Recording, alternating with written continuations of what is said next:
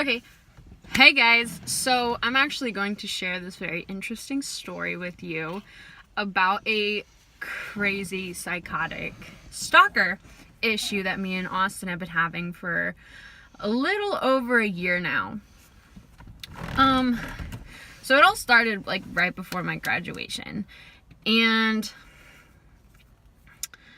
I'm gonna actually give you a little bit of background of me.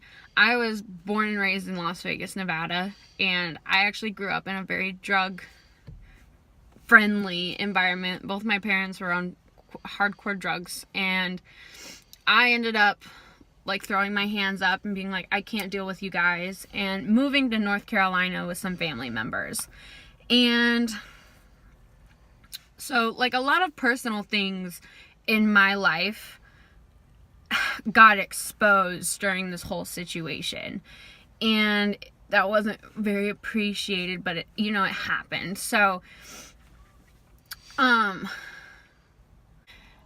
best friend my senior year of high school, we're gonna call her Lily, knew everything about me, like knew about my parents, knew about my home life, knew about my childhood, like knew everything. And at this point I had moved out of my aunt and uncle's house and moved in with my grandparents, and actually transferred schools my junior year of high school. So I was in a different high school, and I kind of befriended her my junior year, and we became really close friends my senior year. Like, we were best friends. You couldn't separate us. Now, she is a part of the LGBT community, and I love people in that community. Like, they're the coolest people to hang out with. However, I am not that way. And she understood that. She was like, okay, I know your boundaries. Like, I love them, but I don't want PDA like in my face when it comes to that. Like, me and Austin don't even go out in the world and have like PDA. Like, I'm just not that person. I'm not that way. So me and her were actually really close because of that friendship, because we were both different in that way. Like, I would walk up to a girl and we'd become friends, and then she would come in and I'd introduce her and she would like do her thing. Or like we would sit there and joke like, hey, look at that girl's butt, like it's so cute. Like, we were close friends because of that situation. Like, that's actually what like our first conversation was about, was that whole situation. And she was dating this girl named Heather at the time, and me and Austin had just gotten together like midterms of our senior year. And so like the four of us were actually pretty close for a while. We would go up to Charlotte and do things, and her girlfriend Heather actually lived up in Charlotte. So we were always driving back and forth from our town to Charlotte. Like, we were always doing things, and like every weekend we were hanging out, and we were just a close-knit friend group for a while. Well, this all started because of Lily and Heather. So Lily and Heather kind of went through a rough patch, and then like they were perfectly fine. So right around that rough patch, Lily started getting stalker texts, and she didn't know who it was from. And of course, me being her best friend, she came straight to me with it and was like, I don't know what to do. I don't know what's going on. I don't know who this person is. And I was just like, okay, well, it's high school, like it's gonna happen. It had already previously happened to me in Austin with his ex-girlfriend, actually. And so I knew that it was like a high school thing, and it was just gonna blow over. It would be done. And I explained to her what me and Austin had done with our previous like stalker situation. She kind of just like brushed it away and was like, okay, whatever. Well, like about a week into this, I walked into work one day, and I got a message from a random number, and it was like all about Lily. And it was like, I want to be with Lily, and I'm obsessed with Lily, and you need to leave her alone, and you can't be her friend anymore. And I was just like, what the heck? So I texted Lily, and I sent her screenshots of it, and she's like, do not reply. Like, she like all of a sudden became very defensive about it. And I was like, well, okay, but this doesn't seem healthy. Like, this is a little scary for you. Like, I was worried for her more than myself. Like, I was like, we should probably get you out of this situation.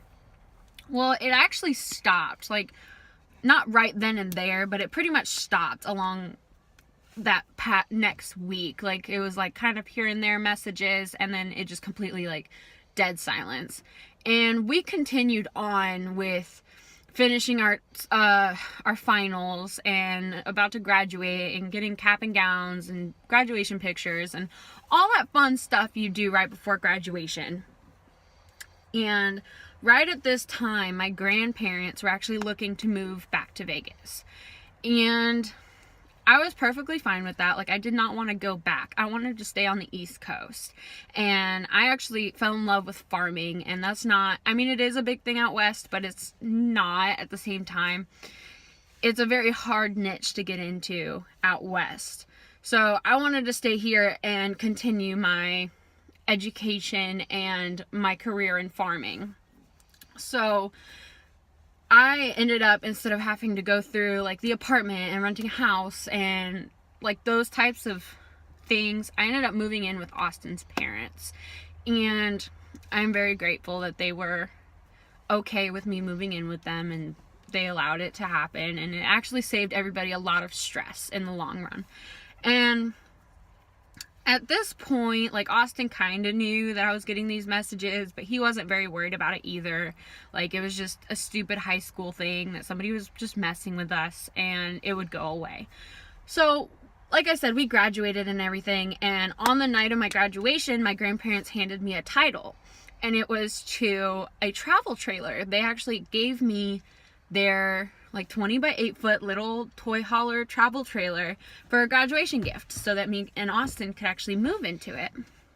Well, every lot that me and Austin looked into in North Carolina was super expensive or super run down or just wasn't in a neighborhood that we wanted to live in.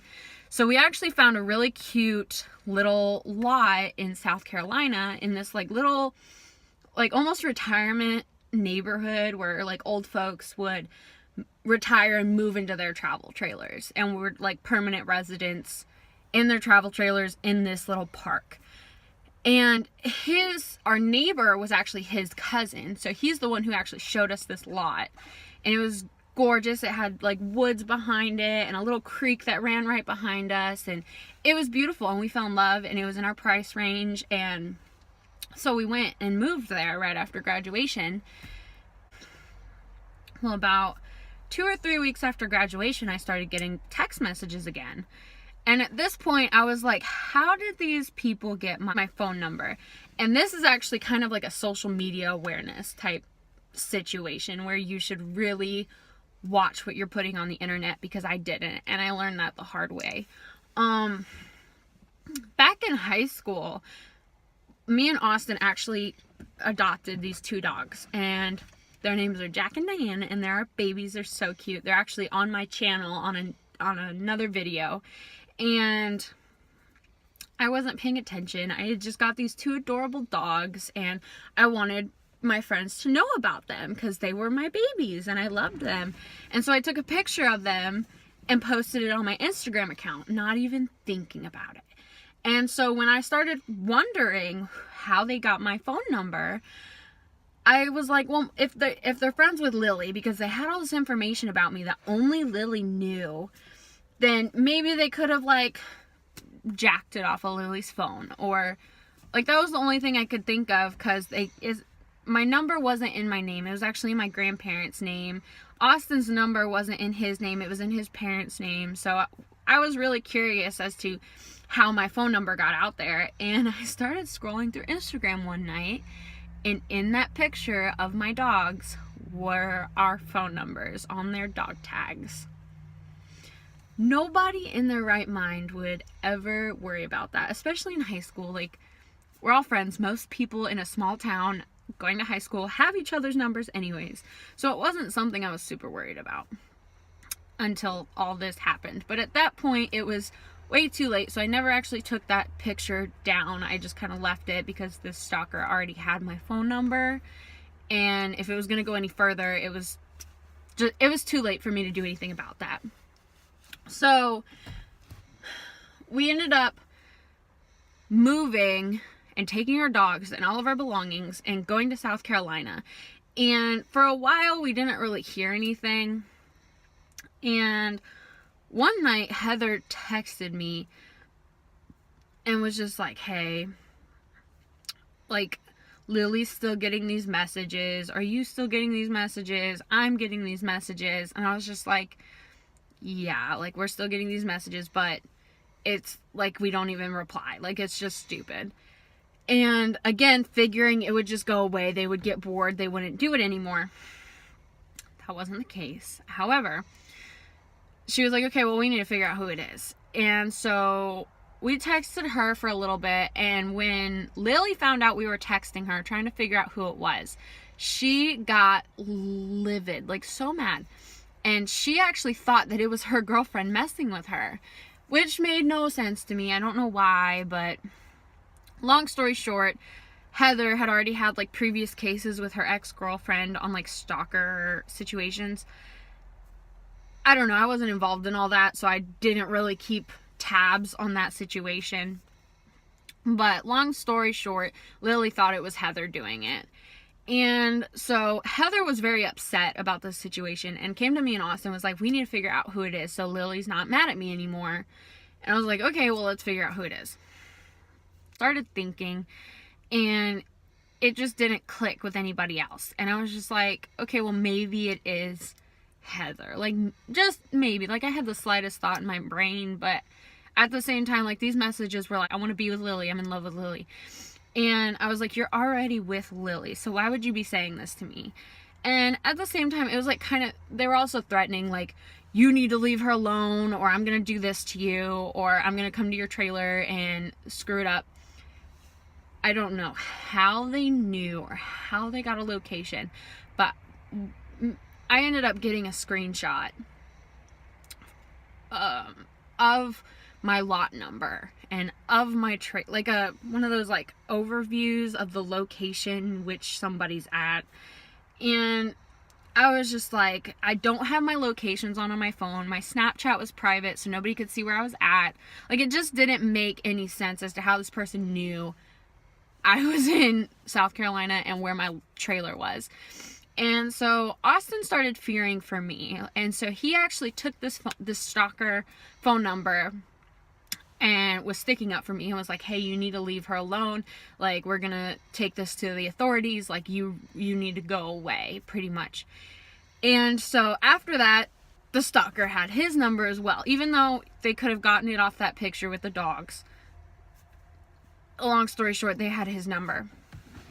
And this stalker used, I don't know if it was like a phone app or a computer website or something, but it generated new phone numbers, like new fake phone numbers all the time. So whenever the stalker would want to change the subject or thought that they were on this phone number for too long, or just random times, they would like that, just change the number and start texting us on a different phone number. And it was the most bizarre thing that I had ever experienced, and I've experienced a lot, especially with having 2 drug addict parents. So it was very weird and very like personal. Like, this person knew so much about both me and Austin that weren't public and were just very like personal to both of us that we didn't want out there. And it got to a point where it wasn't even scary, it was just annoying. We're gonna fast forward to the first time we ever left our trailer for a long period of time after we moved in. So it was actually mid-July, and we were doing the vacation Bible school at our church, and we were volunteering. And our church that Austin actually grew up going to was in North Carolina, where his parents lived. And so we were staying at his parents' house to avoid like an 1.5-hour drive every single day to get to the church. And so at this point, his parents had like a good idea of what was going on. Didn't know exactly, because we didn't find it very important to let them know exactly what was going on. It was just like, hey, we have somebody constantly messaging us, like basic stuff like that. And so during VBS, I want to say it was like the second to last day that we were doing this VBS program. I got a message from this person, and it was describing every little detail of my trailer. Like those stickers that I told you my grandma collected about places that they had gone, those were on there. Like there was a little smiley face sticker on the front of the trailer that my grandparents had gotten at like some festival they went to. Like they knew what color that sticker was. They knew about the tables and chairs that were outside. They knew about all of our tiki torches. Like when we first moved in, we took one picture of our trailer, and all the stuff that we had accumulated while living there was not in that picture. So the fact that they knew that we had tiki torches and we had, like, they knew so much little detail that you had to be standing right next to the trailer to understand what was there. And like they knew what was on the back side of the trailer, and they knew about the creek, and they knew, like, you had to have been there to know these details. And so, like I said, his cousin lived right next door. And so we actually contacted his cousin and was like, hey, is everything okay with the trailer? Like, has anybody been there? Now, it being a little retirement community, a lot of people actually drove through like the neighborhood, and it was like in the middle of nowhere. It was like a dirt gravel road all the way, and we were the very last lot on that road. So a lot of people actually drove through and turned around in our driveway and then would drive out, just looking at the place and wanting to see if they wanted to move there. And so he but like on the phone was like, yeah, like somebody was at your trailer. And I was like, okay, well, was it just like a turnaround like usual? And he was like, no, it was in the middle of the night. Somebody pulled in and I saw lights, and I figured you guys had come home early, so I looked out the window and it wasn't your vehicle. Now, at this point, this moment, we have a different vehicle. However, at that point, we had the same white vehicle for quite a long time. And so he thought we had come home, but when he looked out the window, it was not us. And he said it was the middle of the night and somebody pulled into your driveway and just sat there, turned their car off and just sat there. And then I guess after about an hour of sitting there, they pulled away. And I found that very, like, just, it sends chills down my spine, because that is like my space. That was our bubble, and somebody had trespassed in our bubble. So we actually ended up leaving for the second to last day of the VBS to go and check on our things and make sure everything was okay. And when we got there, our trailer was unlocked. Now, we did give his cousin an extra set of keys just in case anything happened. However, he said that he did not use it. He did not go in that trailer. He never even walked over there. Like, he did check on it through his window, but he never saw a reason to go over there. And that night that all that happened, it was just so late, and he knew we were coming home the next day after our conversation. So he didn't even bother going over there. And with our trailer, I don't know if my grandparents had custom locks on it or what, but it's not like a normal house lock. It's not easy to just pick. I had issues getting in the trailer with the key. Like, it was a very complicated lock. And so I knew that something had happened, like that somehow somebody had gotten through that door. And like he said, he never saw anybody get out, but I doubt he was actually watching the whole time, that whole hour that somebody was there. So I was like, well, the door's unlocked. So obviously something had happened. And so we were all quite confused. Somebody was in our personal space. So we actually called the police and made a police report. And we're like, this is what's going on. These are the messages we have from all these different numbers. And we have somebody telling us that somebody was on our property. The cop made a police report and was like, we can't necessarily do anything. However, there is a report saying somebody trespassed. And I was just like, what? What do you mean you can't do anything? Like, that's your job. You are the police. You're supposed to protect us. And we're getting threats, and like somebody came in onto our property. And they were like, yes, we made a report that somebody came onto your property. However, this did not start in our county, much less our state. So you actually have to go back to your county in which this started for you to do anything about the stalker situation. Which I found completely bizarre, but, you know, I don't know the law, so I can't really say like, no, they're not doing their job or anything, because I don't know the law that way. And so I was just like, okay, well, thank you for coming. Thank you for making the report. Like, we appreciate you coming out here. Because like I said, it was kind of the middle of nowhere. And so we actually came back to our little small town and did that last day of the VBS and finished out like what we were doing at the church before we actually went home and stayed home at the trailer. And after the VBS situation and we came home, something flipped, something changed with this person. Now at this point we know, now that we kind of knew what was going on, we thought, and it was proven to be true, that there were multiple people in on this whole stalker situation. And so it was more of a group than just one person. And we could tell when we got back that somebody different was messaging us, because I call it like texting habits, like your grammar and your punctuation and everything. I think everybody has their own individual way to make a message and to text somebody. And the texting habit changed, like grammar Nazi all of a sudden came forward and was like, oh, you're spelling this wrong. Oh, this is the wrong punctuation. Like something like that. And so we both were kind of like, okay, this is somebody different. Like, this isn't the same person doing this. So the whole time that we lived in South Carolina after that VBS situation, we never noticed anybody coming back. We did have a hobo living in the woods behind the trailer, but that never really affected us. Like, we would leave bottles of water on the other side of the creek for them, and like, we knew they were there. We never physically saw them, but we saw their belongings and we knew they were there, and they didn't put fear into us. They had never done anything. They had never touched our things. Nothing had ever been messed with. So that wasn't a big deal to us. So we just kept getting these little text, like petty messages about, oh, I'm gonna kill you, or I'm gonna do this, or yada yada yada yada, this, that, the other, all about Lily. And at this point, Lily and Heather had actually broken up. And immediately after that, Lily sort of gravitated to this girl that we actually graduated with. And we're going to call her Jessica.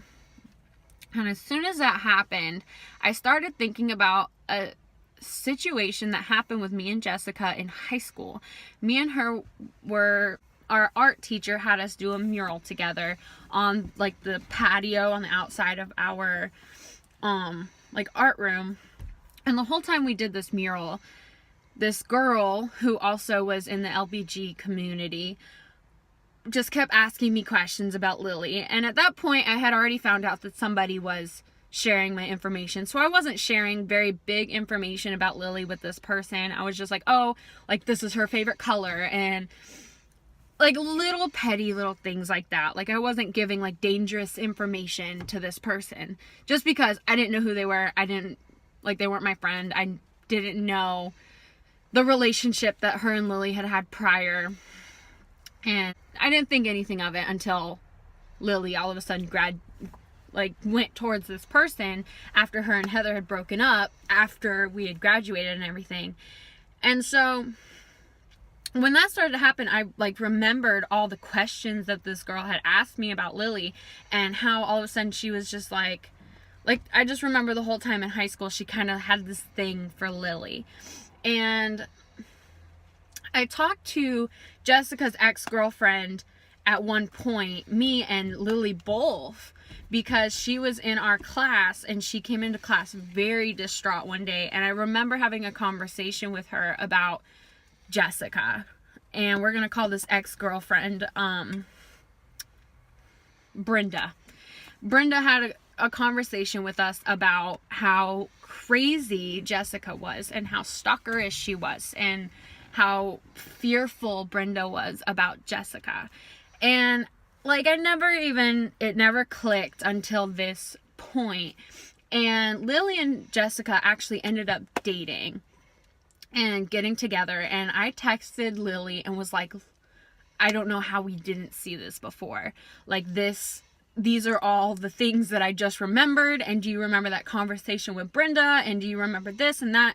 And she was like, no, like, there's no way it's her. Like, I spend all the time with her, and I never get text messages when I'm with her. However, she's never on her phone, and you get messages while I'm with her. And I was just like, okay. Now, Lily had told me that Jessica was getting text messages too. However, I had never gotten a message from Jessica about the situation. Like, I had never gotten a personal message like I had from Lily and like I had from Heather. So it was just weird. I never actually believed that Jessica was getting messages too. And so it got to a point where I started getting like knots in my stomach every time I knew they were together. Actually ended up texting Lily's mother and was like, okay, this is what's been going on. And she's like, yes, I know, Lily told me.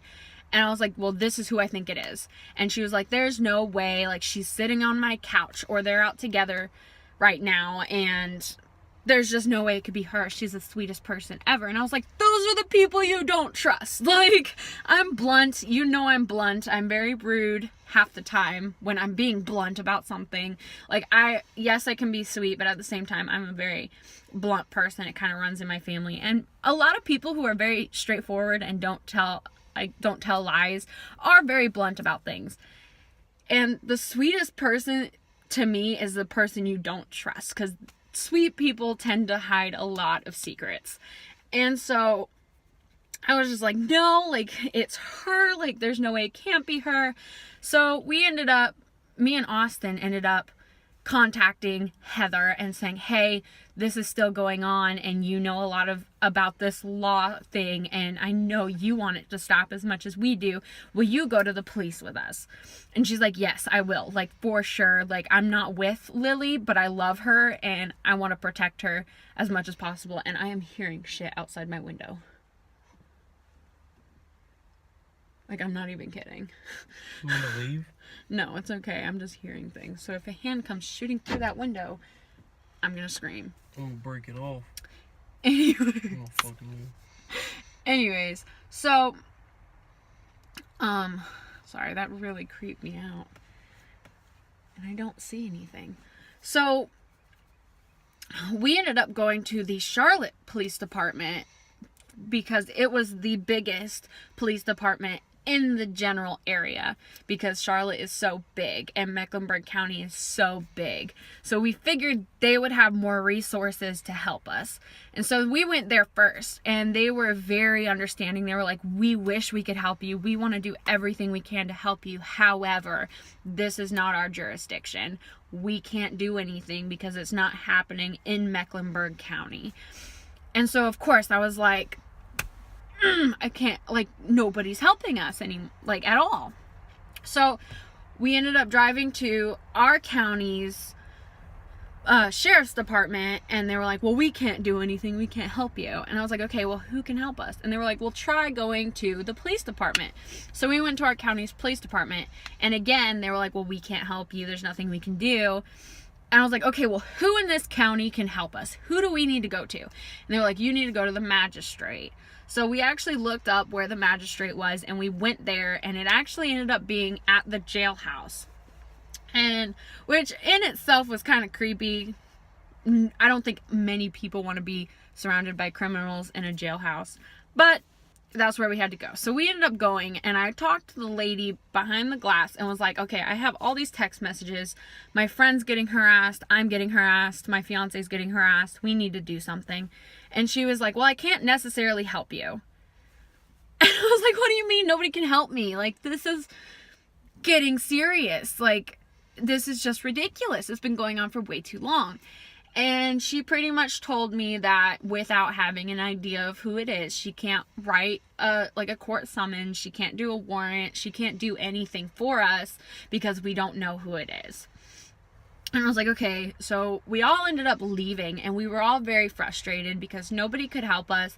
There was no, like, ending to this in sight. Like, we couldn't do anything. So I started thinking about it some more, and I really, really was positive that it was Jessica. So me and Austin ended up going back to the magistrate and telling them, like, it's Jessica so-and-so, and we have a strong feeling it's this person, and blah, blah, blah. And they were like, okay, well, we're going to write you a court date, and this is when you need to go, and Jessica will be served paperwork to show up on the same day. So I was like, okay, cool, we'll get this figured out. Like, even if it's not Jessica, hopefully it will scare whoever it is. And so me and Austin went and screenshotted all these messages from Jessica, Lily, Heather, like everything. We screenshotted everything we had, and we printed it all off at our church on their big industrial printer, and put it all in a nice neat file so that we could take it with us to court. And when I say it was a lot, it was like a file that big. Like, it was huge. There was so much that had transpired in these few months that we were just like, I'm done with it. Like, just end it. So our court date came up, and we went to court. And Jessica and Lily, which kind of upset me because she was my best friend and she wasn't supporting me in my decision like I had supported her in every single one she had made, ended up showing up to court together. And Lily's mother and Jessica's mother were both there, giving me the death eye. And I was just like, okay, well, we'll get through this. I wasn't in it for money. I wasn't in it to send anybody to jail. I just wanted to scare them and make them stop, because it was just annoying and ridiculous at this point.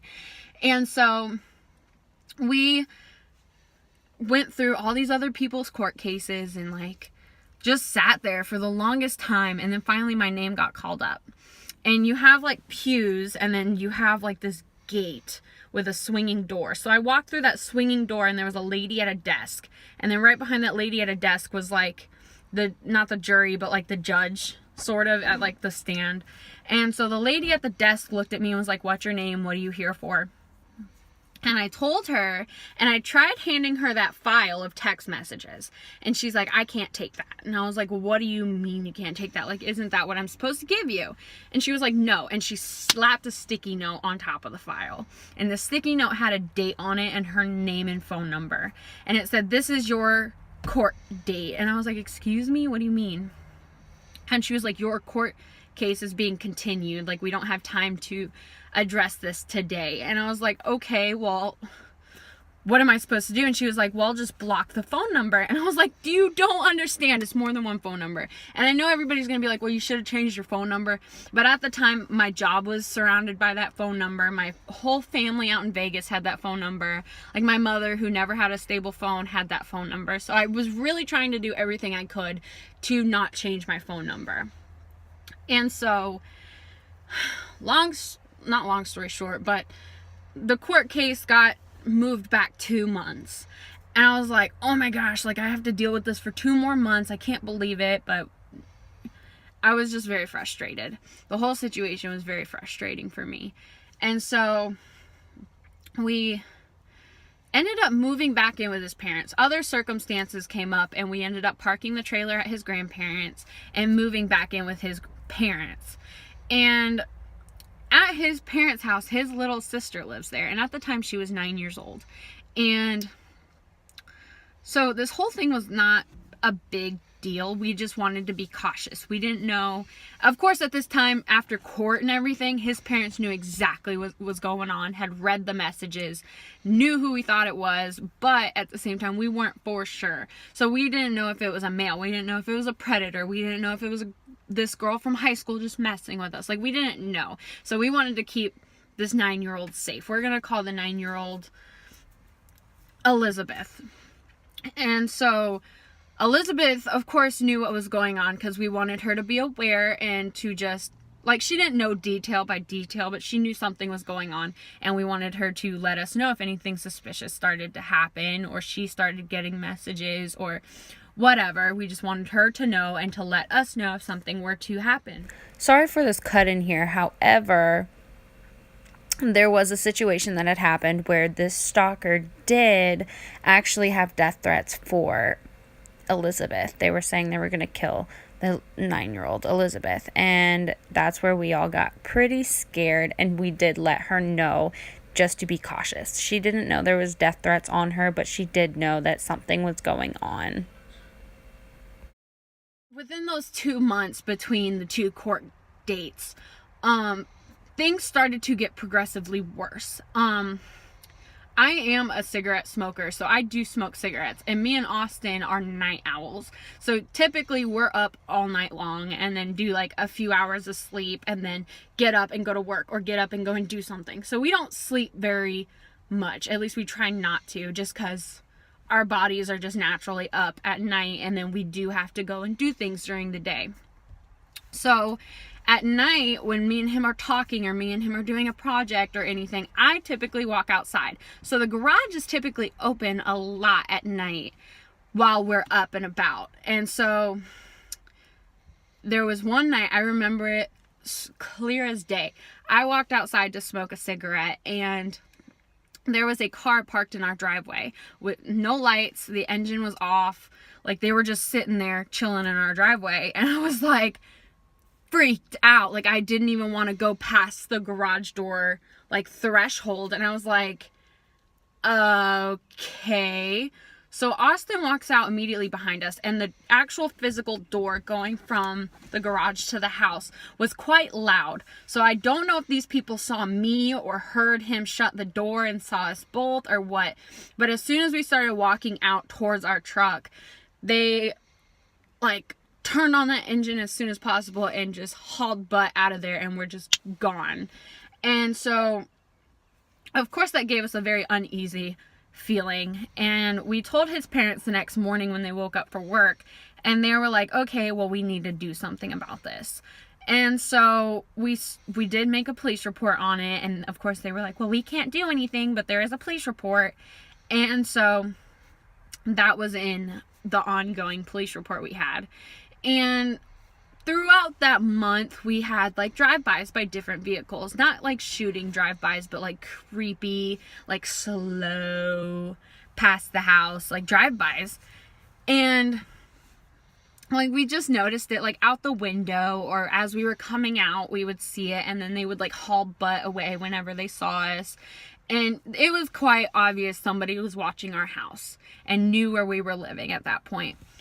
And so again, we let his parents know what was going on, and they decided what they were going to tell Elizabeth about what was going on, because she did very frequently go outside with the dogs and was out there alone, and not at night, but just in general. And so they did want her to know that something was going on and to be very cautious. And so, I want to say it was after the court case that his parents actually did put outdoor cameras up at the house. And the drive-bys actually stopped, but after the drive-bys stopped and people quit pulling into our driveway and all of that kind of stopped with the vehicles, because it was always a different vehicle, we actually started getting very, very vulgar and very gruesome text messages, and they were extremely detailed, like they had either planned this out and it was something they were actually going to do, very detailed, or they were trying to write a book, or they were just very imaginative and were trying to just scare the piss out of us, because it was like they were going to slaughter our dogs, or they were going to kill one dog and feed it to it always kind of ended up with one dog eating somebody. Like they were going to rip out my intestines and feed it to our dogs. Like, somehow all these gruesome things always surrounded our dogs. So obviously these people were very obsessed with us and us disappearing, and our dogs being involved in the disappearance somehow. And it was just very, very detailed, extremely detailed. And like things like they were gonna cut out my tongue so I couldn't talk in court, and just crazy, weird, psychotic things. And at that point, I was really scared for my life, because we had just had drive-bys, and now all of a sudden this person is being very, very detailed with how they were going to kill me, essentially. And I was just freaked out, and I was like, we need to get to court now. Like, this person needs to be taken off the streets. Like, this is not okay. And we ended up going to court, and I don't know if her attorney, Jessica's attorney, had this happen, or I don't know how it all transpired, but all of us, all of our families were all put in one room. We never actually saw a judge. And they pretty much sat us all down like we were little kids and in trouble, and pretty much told us like, hey, you need to figure this out. And so we all sat there and we were like, well, who is it? And they were like, well, it's not me. Well, it's not me. And I was like, well, obviously it's not me, because I wouldn't have called myself into court. Like, it was kind of like that situation. And so I was like, as long as it stops, I will drop this court case. And they were like, okay, it'll stop. We'll make sure it stops. And I was like, okay, cool. So I actually told the people at the court who worked there that I wanted to drop this court case, and they were like, well, are you sure, like blah blah blah. And I was like, yes, like it's gonna stop. I made sure it's gonna stop. Like, let's drop this court case. And they were like, okay. So we actually ended up leaving court, and we actually sat there and talked about like a code word. So I'm going to use like green as an example. So after a text message, you would text green to make sure that it was actually one of these girls and not like somebody in that room and not the stalker. And so like when we started texting each other, there was always a code after the text message.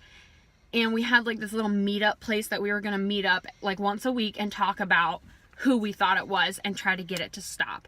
Well, not even a week later after this court case, it just continued. Of course, it wasn't as vulgar as previous, but it did continue. And so I did message them with the code word, and I said, we need to meet like now, because this needs to stop. Like, I'm done with it. And nobody wanted to meet. Everybody was in denial. They're like, well, it's stopped, blah, blah, blah. And then apparently, again, I had never heard from Jessica directly. And apparently, through the grapevine, I had heard that Jessica's tires had been tampered with. Like, somebody had screwed the little air things off of her wheels. And on her way to work, she almost got into a wreck, and something happened to her car, and yada yada yada. And I was like, okay, this is ridiculous. Like, this, if this is seriously happening, like, I need to see somebody. I need to see your mother. I need to see somebody. So I actually drove to Jessica's house. Granted, it was kind of late at night. Again, we're night owls, and we actually didn't even realize what time of night it was. We just knew that the sun was down, and it was winter, so it got dark early. And so we actually showed up at Jessica's house, and I was like, you need to come outside and speak with me. Like, this is not okay. It's still happening, especially if they're trying to get you into a car accident. Like, I don't care if your mother comes out and talks with us. Like, you need to come out and talk to me face to face and not in front of an attorney. And of course, she's like, well, my mother doesn't want me going outside after what happened, and blah, blah, blah. I was like, bring your mother. I'm not trying to hurt you. I need to talk to you. And she just would not talk to me. She would not come see me. Even when we tried to set up actual meetings at that secret spot, nobody would meet up. Nobody wanted to. And I just found that super, super suspicious. And I was like, this is not normal. This is not okay. Like, if you really wanted to know who it was, you would be meeting me right now. And so it just kept going and going and going and going. And now finally, we're going to fast forward to these past like 2 months or whatever. It really slowed down a lot. Me and Austin changed our phone numbers, and this person kept creating like fake accounts to actually DM us on our Instagrams, and we would just ignore it. Like, there would be once in a while where Austin was just pissed at the world and would just go off on this person and take his anger out on this person because there was nothing they could do about it. And that was actually probably the only time me and Austin have never gotten into a fight for quite a long time, was just because he was taking all of his anger out on this person. And which I guess was the only good thing that came out of this. However, it still wasn't the right thing for him to do. But this person just kept texting us, and not texting, but messaging us, and was just annoying at that point. Like, the threats had stopped, and it was just very annoying. And lately it's really, really slowed down. Like, a few months ago, we got a text message from, we're gonna call him John, which is actually somebody I graduated with, and he was the most down to earth person. Everybody loved him. He was kind of like that hippie, spreading love and joy around the school type kid in our high school, and everybody just loved him, including me. Like, we weren't friends, but I just really liked being around him. And he ended up texting or messaging Austin one day and was like, hey, I'm really sorry, but I was involved in this situation. So I don't know if blood ran bad between the group of them or what happened, but he actually came out. It was a private account, not private, but like a fake account that he was messaging us on. I don't know if he was scared if we were going to take him to court, which we weren't. At this point, we were just over it, didn't want to waste our time with it, and it was just not excessively happening like it used to. And he was like, I'm sorry, like, it went way too far. I'm so sorry. It was never supposed to go this far. It was just supposed to break up Lily and Heather, and after it, we just kind of kept going with it because it was fun. And then Lily got involved, and she started texting you, and she found it fun. And so we were like, well, thank you, John. Like, thank you for being honest with us. Why are you coming forward all of a sudden? And then he just went off on how the girls made him pissed and how they really turned their back on him, and just pretty much blood ran bad between them.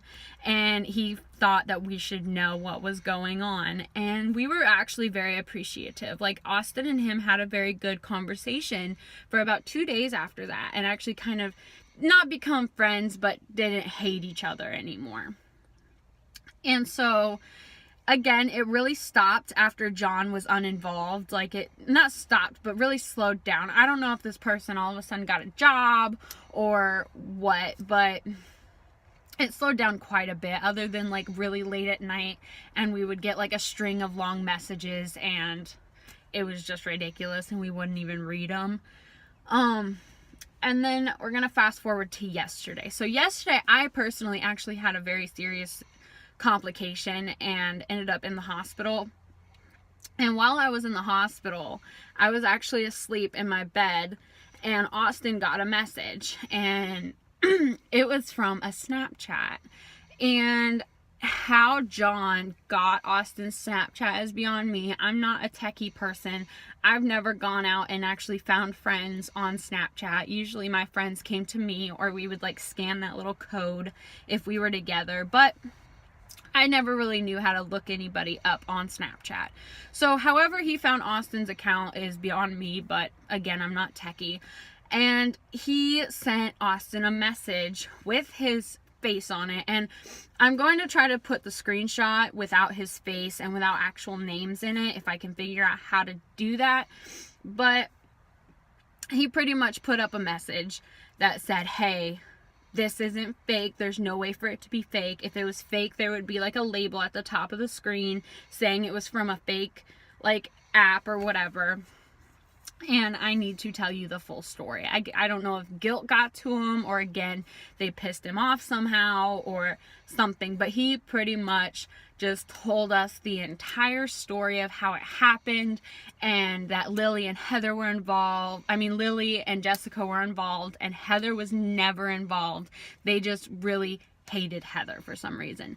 And at this point, even today, Heather is in the army, like all the way across the country. So I at that point, for the longest time, knew she was never involved, because I know everybody in my family has been in the army in some way, shape, or form. And I know it's a very gruesome, long, strung out, like boot camp when you first get started. So I knew she wasn't involved. Like, we were getting it way too frequently for her to be able to have time to be involved with this situation. So he pretty much came and was just like, wrote the whole book and gave us the whole explanation, and that was yesterday. So if anything does happen after this period, we haven't gotten anything today, but if anything does happen after this period, I will be sure to let you guys know in like an updated video. I know this video is very long, but thank you for staying tuned during this whole thing. It was over a year worth of crazy drama. And again, if you're going through something like this, it is very important. I know the police didn't help us, but to make that police report is very important, because if anything had happened to either one of us or our little sister or anything, that report was already there showing somebody was previously messing with us, which the police did say is actually very important in situations like that. And if you are doing this to people, just don't. It's not fun. It's not funny. Like, you're literally, people like that need to be put in a mental home because they need help. Like, it's not okay for you to do that to people. And these people were actually very lucky because we actually found out through this whole situation that if they had gotten caught and had gotten busted, they would be in jail for a federal crime, because this is a federal crime. And they just were really lucky that we didn't persist with the situation and kind of just dropped it, or we didn't do anything to harm ourselves, because I know that that can happen in situations like this, and that again would be a federal crime and they would have gone to jail for it. So just be careful again with what you put out there and just what you do, because situations like that are extremely scary and just shouldn't happen. I know they do, but they just shouldn't, and it's ridiculous and a waste of time. But go ahead and like and comment and subscribe, and